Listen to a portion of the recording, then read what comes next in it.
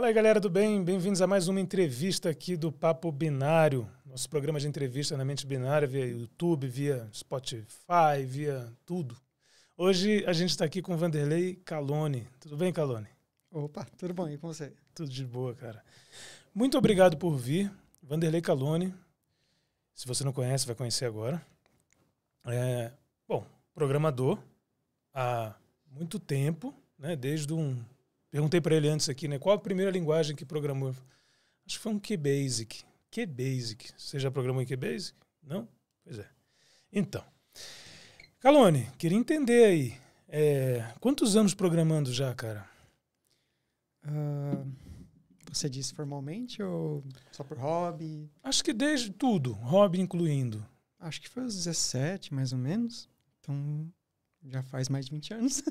Caramba, formalmente mais de 20 anos também, né? E você falou que fez muito com QBasic, quer dizer, fez muito não, começou, né, brincou um pouco com QBasic, aí você lembrou a primeira que você mexeu.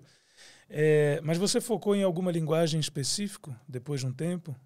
Linguagem C. Linguagem C. Sim. Czão, raiz. Tem um bom motivo para isso. Qual que é?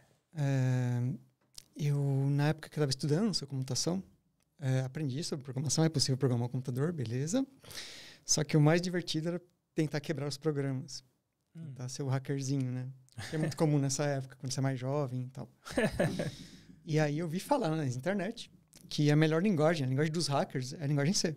Você consegue fazer qualquer coisa com a linguagem C. Então, dominando a linguagem C, você faz qualquer coisa. Então, eu foquei completamente nessa linguagem, desde o começo. Desde o começo, quando eu comecei a estudar linguagens mais sérias, né? Sim. E aí, quando você fala quebrar, é tipo buffer overflow, essas coisas, integer overflow, explorar a vulnerabilidade, conseguir execução de código, é meio isso ou não? Não, era mais quebrar licenças, por exemplo. Entendi. Ativar o WinRAR. Ativar o WinRAR. Sem ter uma chave válida. Pode crer, entendi. Engenharia reversa também, você começou a estudar isso junto, assim? Bem junto. Porque é bem divertido. Eu gostava bastante dessa prática, né, como hobby. E aí foquei nisso, né? Programação e também engenharia reversa. E como é que foi isso? Esse estudo da engenharia reversa, na época que você começou, por que material que era? Por onde que você estudava? Queria entender. Como você aprendeu isso? São Paulo? Você é de São Paulo? Eu sou de São Bernardo. São Bernardo. Pois como é que você aprendeu esse tipo de conhecimento aqui? Tinha livros, tinha sites? Qual que era como é que foi tua linha de estudo? Então, a internet era bem capenga ainda no começo. Quando eu comecei a estudar, nem tinha internet. Caraca. Isso a gente está falando de 94, 95, quando começou a surgir a internet comercial, né, no Brasil. Então, a minha principal fonte de estudos foi a biblioteca mesmo, bibliotecas públicas. Você ia até a biblioteca, pegava um livrão lá? Sim, eu tive uma grande vantagem, porque eu comecei trabalhando como office boy e eu ficava o tempo todo pegando condução. Então, eu pegava bastante livro na biblioteca e ficava devorando, assim, um depois do outro. Caraca! Até porque era uma época que eu ainda não tinha computador também. Então, eu tive que fazer meio que estudar, mentalizando, né? Escrevendo no caderno, programação mesmo. Você estudava programação e escrevia os programas no caderno? No caderno. Uau! Não sabia dessa. Caraca! Uau! E aí, quando pegou o computador, então, para botar tudo aquilo para rodar, já estava armado, né? Isso foi 2 anos de estudo, né? Uhum. Então, não foi muito tempo, mas na prática você sabe que a teoria é diferente. Sim. Tem várias coisas que não funcionam como deveriam. E por conta de eu ter estudado através de livros de biblioteca, são livros mais antigos. São arquiteturas mais antigas, né? Geralmente eram coisas sobre microprocessadores, não computadores pessoais, que era uma coisa mais nova, né? Pode crer. Então era uma assembly diferente, era, sei lá, Z80, por exemplo, né? Sim. E aí, na hora da prática, já tô lá com MS-DOS ou com Windows basicão. Então, tem que aprender outras coisas, né? O assembly dessa arquitetura e como funciona o Windows, por exemplo. E você fazia lá os assembly 16 bits na época, MS-DOS, né? MS-DOS, Windows 3.11. A programação eu nunca fiz muito em assembly, na verdade. Era mais a engenharia reversa mesmo. Engenharia reversa mesmo. Sim. Programação já fazia em C nessa época aí. Sim, porém, você deve saber que em modo real, né? Quando você faz interações com o hardware, você necessariamente precisa chamar interrupções, para fazer coisas bem próximas do nível da máquina, né? Não é em assembly, mas você sabe você sabe muito bem as linhas de assembly que vão ser geradas depois que você compila o seu código em C. Pode crer. Isso foi uma coisa que eu lembro que o Linus Torvalds falou sobre alguém criticando por que o kernel do Linux era em C++, que tem vários recursos legais e tal. E uma das coisas que ele falou foi isso, exatamente o que você disse. Ele falou assim, eu estou programando em C, eu mentalizo o que vai gerar isso aqui em assembly. Entendeu? Em C++ eu não consigo fazer isso. Exatamente. Que legal, mano. Caraca. Mas tem algumas camadas de abstrações a mais, né? Sim, que facilitam por um lado, mas aí tira um pouco da visão desse tipo, né? Que ele está interessado. E você também, na época, para poder saber o que está gerando ali, né? Porque acho que fazendo engenharia reversa no seu próprio programa, mesmo tendo fonte, porque foi você que fez, você também aprendia como ficariam as estruturas, né? Que viriam nos programas que você não tinha um código para fazer engenharia reversa. Acho que ajuda, né? Ajuda bastante. Fora que em C, as estruturas você acaba fazendo de uma maneira bem simples de visualizar na memória, né? Uhum, é verdade. Uau, que legal. E daí, eu sei algumas coisas da tua história, porque eu vi seu blog, já li muitas vezes, muitas coisas que você postou não sei quantos anos atrás, mas eu lembro de ver o seu blog do Strauss, meio beat também e tal. Tem um grupo CCPP Brasil, né? CC++ Brasil, do qual você faz parte. E eu sei que tem uma galera lá que programa há muito tempo, que começou com esse negócio aqui. E eu queria entender coisas que você fez nesse caminho, né? Programando em C, fazendo engenharia reversa. Você chegou a ficar trabalhando, criando drivers, né, para Windows. É verdade isso? É verdade. No meu primeiro emprego.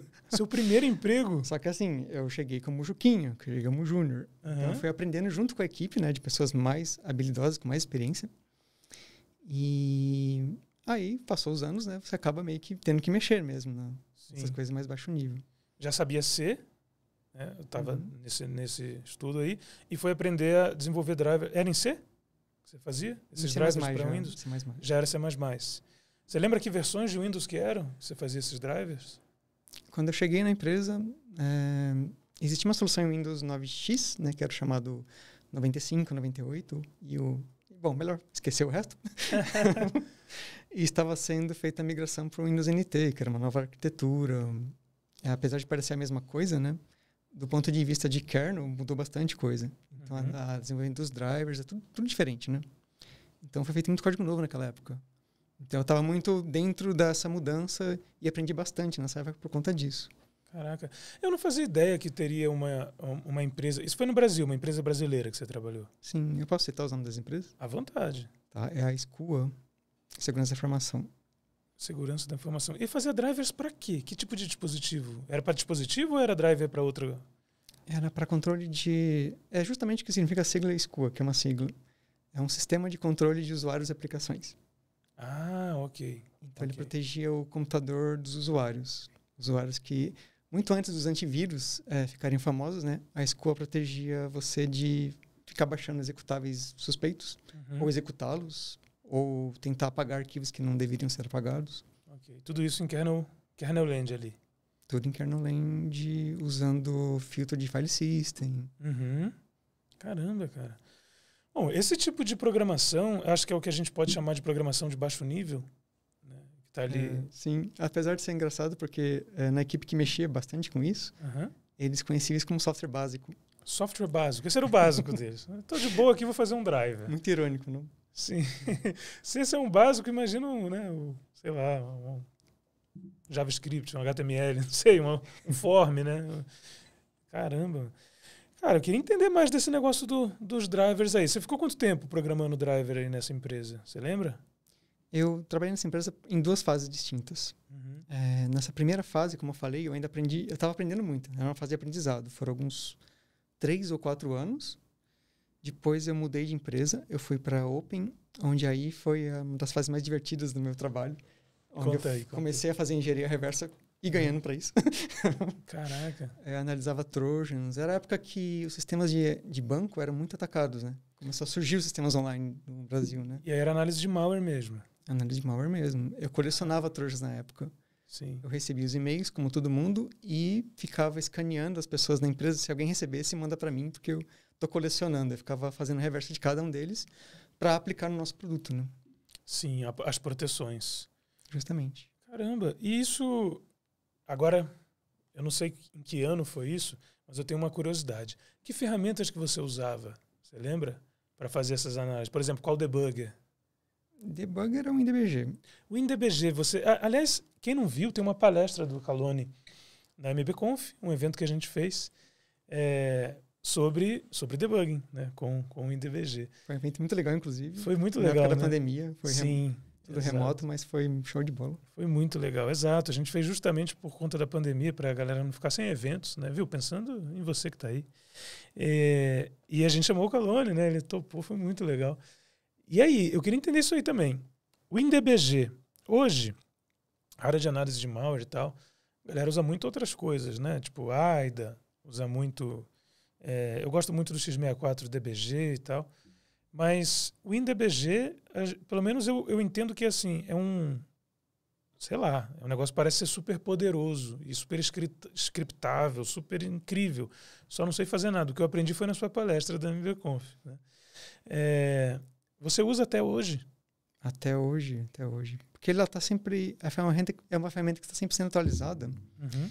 Porque ela é usada pelos engenheiros da Microsoft para manter o sistema profissional, né? Então, eles precisam daquilo no dia a dia. Então, ela é muito útil e continua sendo útil até hoje. Caraca.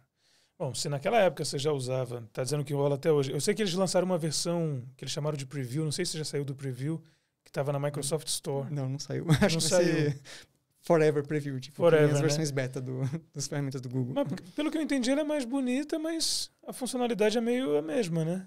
Sim, eles só embutiram no novo tipo de app do Windows, né? Sim, aquele UWP, né? Universal Windows Program, pode crer. Mas, bom, tá lá, o INDBG. Ok. Você chegou a usar outros debuggers, não? Usei o AIDA, porque ele é muito bom para reconstruir software, né? Uhum. Você pega o assembly e consegue reconstruir ele. Você vai criando um nome de função. Ele até sugere alguns nomes de função. Sim. Porque ele entende por heurística o que cada função faz em assembly, né? É sensacional o AIDA. É uma das melhores ferramentas para reconstruir um software, aplicar patches. Uhum.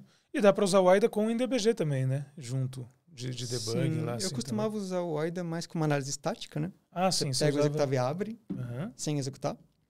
E o INDBG mais numa análise dinâmica. Estou rodando o código, está rodando em kernel, e aí eu vou passando passo a passo.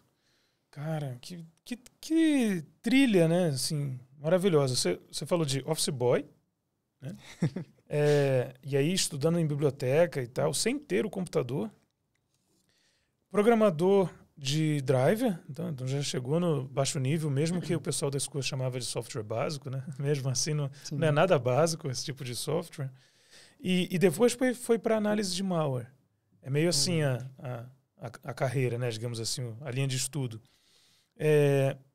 E ficou na análise de malware direto ou mudou, foi para alguma outra área também? Aí teve a segunda fase da school, quando eu voltei para lá, e aí sim eu mexi mais pesado em baixo nível, em serviços, drivers, em programas residentes de criptografia de HD, que está em assembly, real mode. Então, todas as camadas, né? Explica isso daí. Como assim? O que é esse programa residente em assembly, real mode, para a galera entender e para eu entender também. Senão eu tô fingindo que eu entendi e falo assim, para a galera entender. É para eu entender. Eu sei que você já entende, mas eu vou só descrever o processo. Opa! Bom, o modo real não existe mais nos computadores pessoais, né? Existe modo protegido, que é onde o Windows trabalha. Só que antes do Windows ser carregado, você precisa ler coisas do HD usando ainda o modo real. Todo computador liga no modo real, por iniciante, né? Uhum. No boot, né? E isso requer, em um HD criptografado, imagina um HD inteiro criptografado, incluindo o Windows dentro. Tá. Você vai precisar de um programa em real mode que consiga desencriptar partes do Windows enquanto ele está carregando. Entendi. E você foi fazer esses programas? Isso. É por isso que esse tipo de produto, geralmente, você vai ter duas soluções escritas. Uma em assembly, em tempo real, real mode, para conseguir decriptografar usando interrupções mesmo de leitura de disco, até que o Windows consiga subir o seu device driver, e aí sim ele toma conta do sistema. Caraca, eu não faço nem ideia desse tipo de programação. Você falou assim, usando interrupções, você falou? Do HD, foi isso que você disse? Isso é o hook de interrupções. Interrupções são funções básicas do sistema da arquitetura do computador. Uhum. E elas estão encodadas dentro da BIOS. Tá. Porém, você pode ir lá e reescrever elas. Você coloca o endereço da sua função, e aí você executa alguma ação que você precisa, e em seguida você chama a função original. Era isso que era feito. Geralmente é assim que é feito. Caraca, mano. Inclusive, nessa época, eu tenho um post que eu mergulho muito, que eu tento descrever um bug mais bizarro que eu encontrei na vida, assim, que tem a ver com essa implementação em Assembly. Como é que é? Porque a implementação em Assembly, ela precisa implementar algoritmo de criptografia, que na Certo. época era o Blowfish. Ok, Então, tipo, toneladas de código em Assembly, né? sim. E existia um bug específico de um servidor, apenas um servidor IBM, antigo, em que ele não bootava nas vezes ímpares ou nas vezes pares. Ele ficava alternando entre ele boota e não boota, boota e não boota, e assim por diante. Nossa. Não corrompia dados, nada. Ele apenas tinha esse comportamento. E isso estava na camada de Assembly. E aí nós temos um problema que você estava comentando de ferramentas. Essas ferramentas são boas para modo protegido, para Assembly 32, né? Uhum. Em Assembly 16, para você tentar depurar o boot, é um pouco mais complicado. Sim. Porque tem um monte de coisa na memória, e a memória ela é relativamente escassa. Então, uma ferramenta pode ocupar uma memória que não lhe pertence nesse momento. Então, meu approach para esse bug foi voltar às antigas. Eu tive que imprimir o código e ir acompanhando passo a passo na cabeça mesmo, porque era muito difícil de você fazer o passo a passo no código, rodando, né? Porque não existia um depurador hábil o suficiente para ir depurando as chamadas de interrupção. Nem que caiba na memória ali, naquele... Se existisse, talvez não coubesse, né? Não conseguisse... E, então, existe na verdade. Existe? Tem uma ferramenta antiga chamada SoftEyes, você já deve ter ouvido falar. Sim, sim. Usei em modo protegido. Não. Ah, não. Usei no Windows, mas ela fazia debug. Modo protegido. É em modo protegido. É que eu confundi com kernel land, mas é outra coisa, né? Ele, inclusive, faz um hook de vídeo, né? Uhum. Você escolhe uma tecla, geralmente era Ctrl D, o padrão, e ele congelava o Windows. Sim. E aparecia a tela do SoftEyes. Essa é a versão modo protegido. Também existia uma versão modo real. Ah, isso eu não sabia. Que você rodava no disquete lá, ele se instalava e você bootava novamente a máquina. Caraca. Eu cheguei a usar esse carinha. Só que ele também ocupava a memória necessária para o boot da máquina. Aí não dava certo. Pode crer. E ele não tem mais. Eu acho que um dia eu fui atrás da empresa que fazia, acho que era no Mega, do SoftEyes, e não achei mais nada, assim. Eles descontinuaram porque agora não é mais necessário. O uso das máquinas virtuais aumentou tanto que é irrelevante você tentar depurar o kernel da própria máquina, né? Que era o objetivo na época. Entendi, sim. Hoje você pode conectar o WinDBG numa máquina virtual, né? Uhum. E fazer o debug usando o WinDBG. É muito melhor, né? Justamente. Caraca, pode crer. E eu acho que é um dos poucos que faz esse tipo de debugging, né? Também para... De kernel? Assim, conectando a máquina virtual. Sim. Mas isso tem a relação com o protocolo, né? O protocolo é de propriedade da Microsoft, né? De depuração. Eles apenas precisam uma porta de debug. Agora, quais os bytes vão ser trocados por lá, isso não é público. Quer dizer, você pode fazer a reversa, mas ela pode mudar ao longo do tempo, né? Das versões. Eu nunca tinha pensado nisso. Porque, de fato, você usa lá uma interface virtual do virtualizador, né? Mas, é verdade, tem um protocolo que é trocado ali, né? No caso do Linux, seria mais fácil ter várias ferramentas de debug de kernel, né? Uhum. Caramba, cara. Bom, quero entender, então, quais são os seus planos aí de trabalho, porque você fez muita coisa legal. Tem muitos textos legais. Eu vou deixar o link, pedir para a gente colocar na descrição aqui o link do seu blog, que é maravilhoso. E eu considero esse tipo de conhecimento, Calone, foi até um motivo. Eu falei assim, cara, queria fazer uma entrevista com o Calone, né? Assim, meio escasso, assim, né? Não é tão comum a gente encontrar pessoas que escrevem esse tipo de código, tal, no Brasil, acessíveis, que a gente consiga conversar, entendeu? Tipo, estão aí fazendo isso. E eu queria entender, assim, o que você tem de plano de carreira, para onde vai toda essa gama de conhecimento aí colecionado, está indo para onde? Só complementando, você comentou de não ter muitas pessoas no Brasil para falar sobre isso. E é por conta disso que eu achei que a sua iniciativa do Mente Binária é sensacional. Valeu. Que ela tenta encontrar essas pessoas, né? Sim. Fazer elas se se interessarem cada vez mais por esse lado mais low level, que fica mais restrito ao pessoal de fora, né? É verdade, é verdade. São poucos os textos, são poucos os livros. Talvez, no passado, talvez fossem até mais. Não sei. É verdade. E hoje, livros em português, por exemplo, se você ainda pegar e falar assim, livros em português que não são traduções, talvez a gente beire o zero. Provavelmente. Né? Pois é. E aí você está...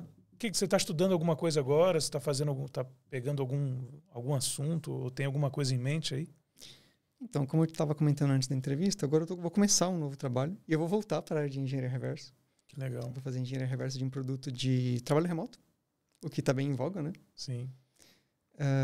Então, interessante se perguntar, porque semana passada eu comecei a ler livros que eu tinha deixado pegando poeira, como o Reversing, por exemplo, que eu recomendo bastante para quem quer começar na área.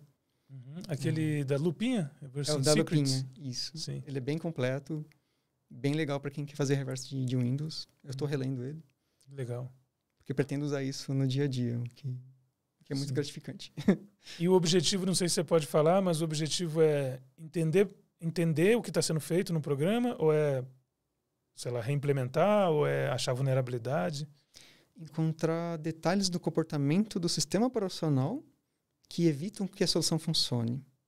Uau, que legal. Porque ela tem que emular um sistema remoto de trabalho e proteger esse sistema, né? Proteger de invasões, de vulnerabilidades.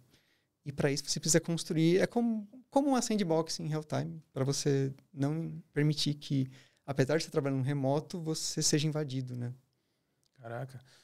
A gente pode esperar uns posts no teu blog aí sobre esses estudos novos? Com certeza. O que eu mais adorei nisso foi que eu vou ter material para escrever sobre. Né? Maravilhoso, maravilhoso.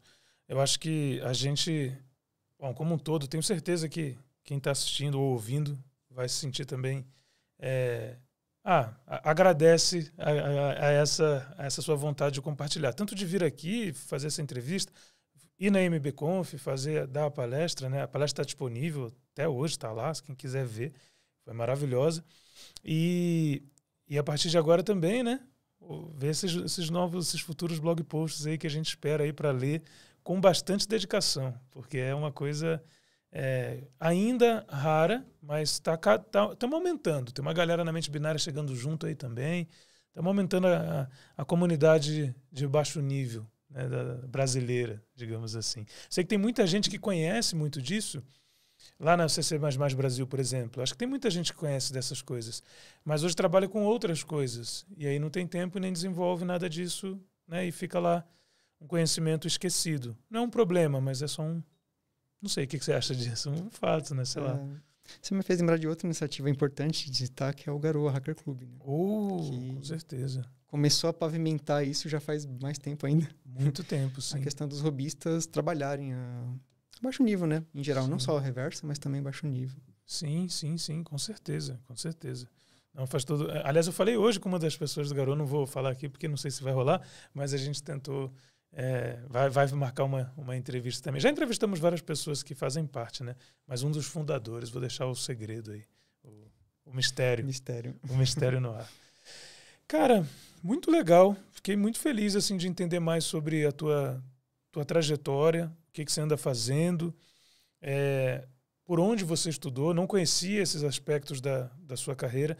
E eu queria encerrar te perguntando assim, o que você teve de desafio e o que você recomenda para quem encontrar desafios similares hoje? Quais foram os desafios na tua carreira e nos teus estudos e tal? Os desafios.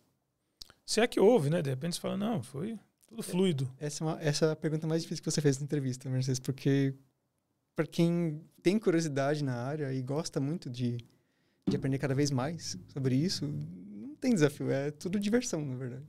Você vai que vai lendo, vai consumindo e vai... Mas assim, quando você lê uma coisa e não entende, o que você faz, por exemplo? Como assim não entende? Não ficou claro, ou não funcionou. Você leu uma coisa assim num livro e fala assim, quando você abre esse debugger aqui, dá esse comando aqui, né, aparece tal coisa. Aí você faz na sua máquina, não é o mesmo resultado. Porque, entendi. sabe, porque eu fico com a impressão de que, eu não sei, eu tenho uma opinião, que parece que o aprendizado só vem quando dá esses probleminhas, que você vai buscar solução. Justamente. Mas eu não sei se é verdade, entendeu? Eu queria saber o que você acha disso. 100% verdade, é justamente isso. Quando esses probleminhas acontecem, e aí eu sugeriria para quem bate nesses problemas para, primeiro, tentar novamente. E, em segundo, sair da frente do computador. A mente não vai conseguir resolver enquanto você estiver muito focado nisso. Vai fazer outra coisa, relaxa, e sem você querer, vai vir alguma ideia nova e você volta para o problema e consegue resolver. E acha uma solução. Isso é bem comum entre os programadores, também é entre hackers, é bem comum na área, né? Pode crer. Cara, que legal. Boa dica, hein? Topo. Eu gosto dessa ideia. Às vezes fico assim, só sentindo a lombar e a cervical já torta, né? Meia hora tentando entender um negócio. Era só dar uma volta, esperar, fazer um outro caminho neural ali para voltar e começar tudo de novo, né? De boa. Caminho neural, ótima expressão.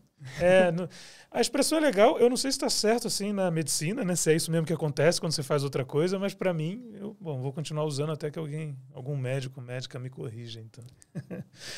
Cara, muito obrigado. Valeu mesmo. Gostei muito de saber tudo que você está fazendo. Acho que a galera vai curtir, te conhecer quem não conhece, ou conhecer um pouquinho mais, quem já conhece, já visita seu blog, e saber que temos aqui um representante, né, da programação em baixo nível, da análise de malware, da engenharia reversa, mais um representante aqui na comunidade brasileira que não foi para fora do país. Olha isso, gente. Ainda, não sei se vai, mas assim, é raro, né? É raro as pessoas ficarem aqui. E eu entendo também, mas enfim. Obrigado pelo seu trabalho, principalmente por compartilhá-lo. Eu que agradeço, Mercedes. Eu fico honrado pelo convite e parabéns novamente pela iniciativa do Mente Binária. Eu espero que cada vez mais atinja mais pessoas e aos poucos você vai ver aparecendo cada vez mais pessoas brincando com esse tipo de coisa. Com certeza. Valeu, brigadão. Bom, espero que você tenha curtido também. Você que está vendo ou ouvindo a entrevista com o Calone, tem os links aí para acessar os materiais dele. E até a próxima entrevista, né? Dá teu like aí, escreve, manda uma mensagem pro Calone, dá um salve, que o cara merece. Valeu.